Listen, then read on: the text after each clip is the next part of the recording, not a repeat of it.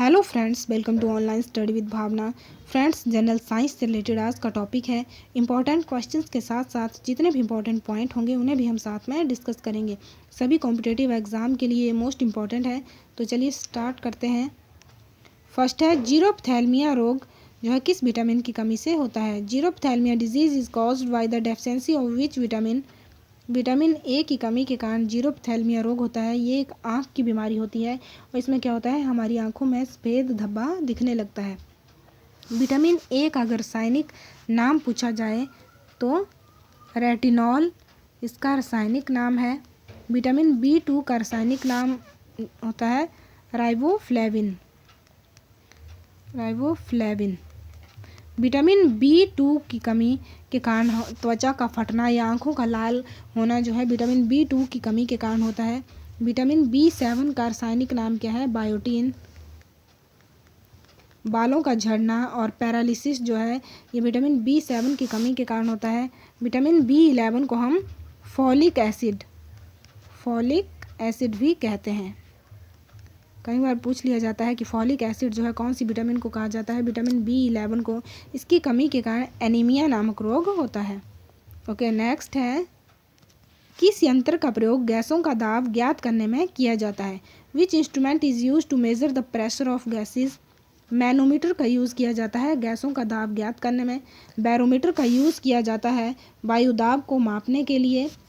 Hygrometer का use किस लिए किया जाता है, वायुमंडल की आर्द्रता मापने के लिए। वायुमंडल की आर्द्रता मापने का यंत्र है हाइग्रोमीटर। फैदोमीटर समुद्र की गहराई मापने का यंत्र है।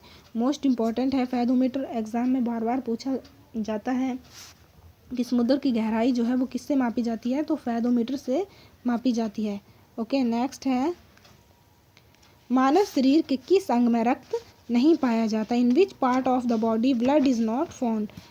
कॉर्निया में जो है रक्त नहीं पाया जाता। पूरे मानव शरीर में कॉर्निया ही एक ऐसा अंग है जिसमें रक्त नहीं पाया जाता।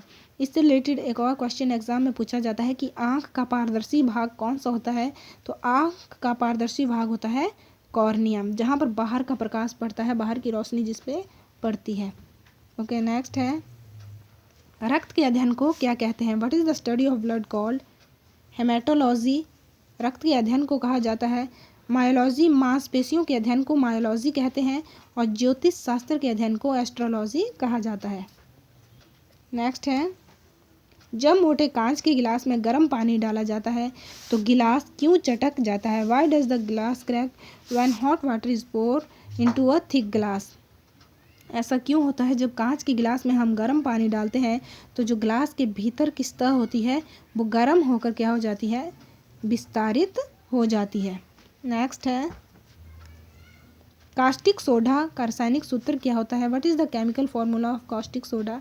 NaOH जो है ये कास्टिक सोडा का रासायनिक सूत्र है। अगर रासायनिक नाम पूछा जाए कास्टिक सोडा का तो सोडियम हाइड्रोक्साइड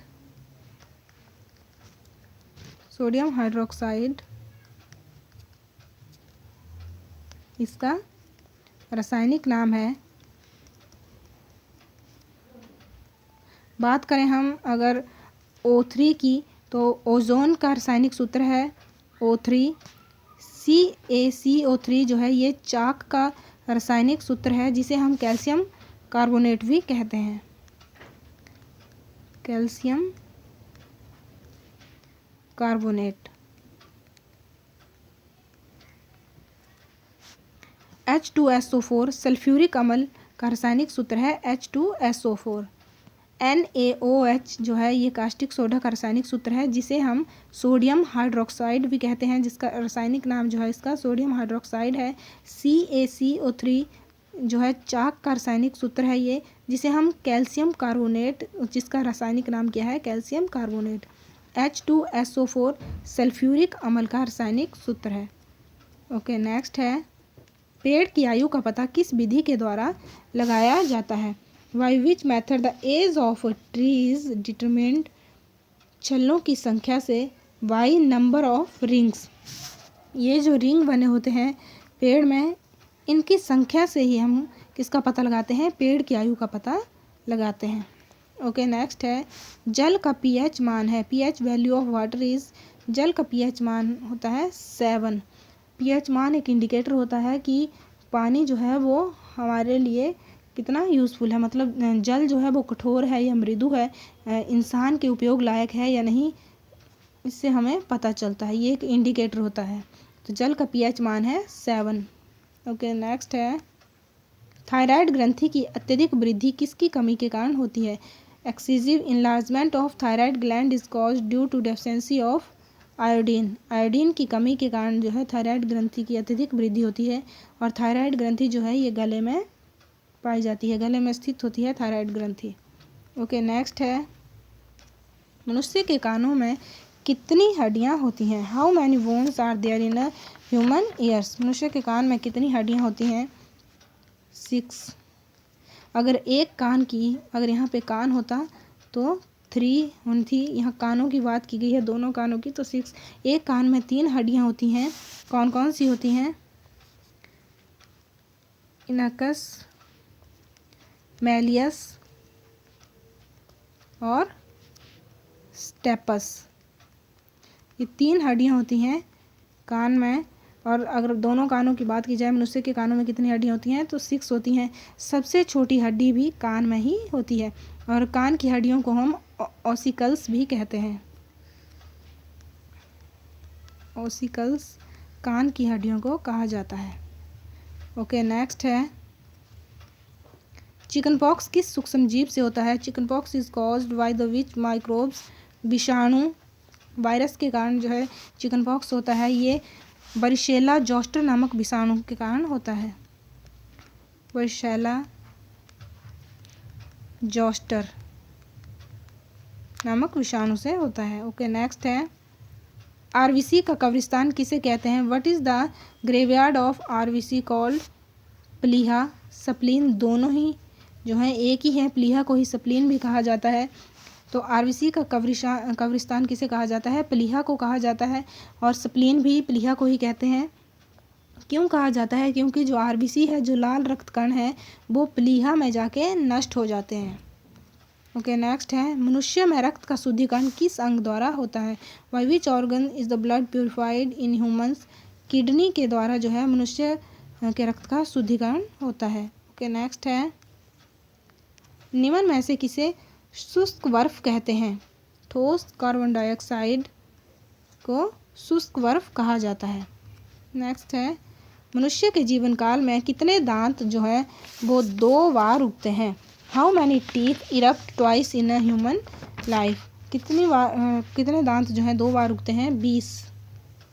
20 दांत जो है मनुष्य के जीवन काल में 2 बार उगते हैं। 32 दांत होते हैं टोटल, जिसमें से 20 जो हैं वो 2 बार उगते हैं। बात करें अगर हम दांतों के प्रकारों की कि दांत कितने प्रकार के होते हैं तो 4 प्रकार के दांत होते हैं। कौन कौन से होते हैं 4 प्रकार के दांत? इंसाइजर, कैनाइंस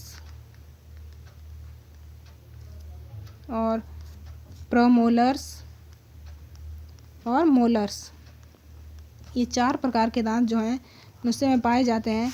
जिसमें से जो इंसाइजर हैं उनकी संख्या कितनी है? 4 है। कैनाइंस जो है इनकी संख्या 2 है और प्रोमोलर्स जो हैं इनकी संख्या 4 है और मोलर्स जो है इनकी संख्या 6 है। तो 16 जो हैं 16 ऊपर की तरफ होते हैं और 16 नीचे की तरफ होते हैं। तो इनको आगे 4 करके 4 + 4 2 + 2 4 + 4 इस तरह से 6 + 6। तो इंसाइजर जो हैं वो निचली तरफ भी 4 होते हैं और ऊपरी तरफ भी। कैनाइंस भी नीचे की तरफ भी 2 होते हैं और ऊपर की तरफ भी 2 होते हैं। प्रोमोलर्स 4 निचली तरफ होते हैं और 4 ऊपर की तरफ होते हैं, जबकि मोलर्स जो हैं ये 6 नीचे की तरफ होते हैं और 6 ऊपर की तरफ होते हैं। लेकिन एग्ज़ाम में इम्पॉर्टेंट यही है कि पूछा जाता है दांत जो हैं वो कितने प्रकार के होते हैं, तो दांत जो हैं वो 4 प्रकार के होते हैं। फ्रेंड्स आई होप आज की वीडियो आपके लिए यूज़फुल होगी। वीडियो अगर आपको पसंद आए तो लाइक करें और चैनल को सब्सक्राइब करें ताकि आपको आने वाली सभी वीडियो की नोटिफिकेशन मिल सकें। Thank you.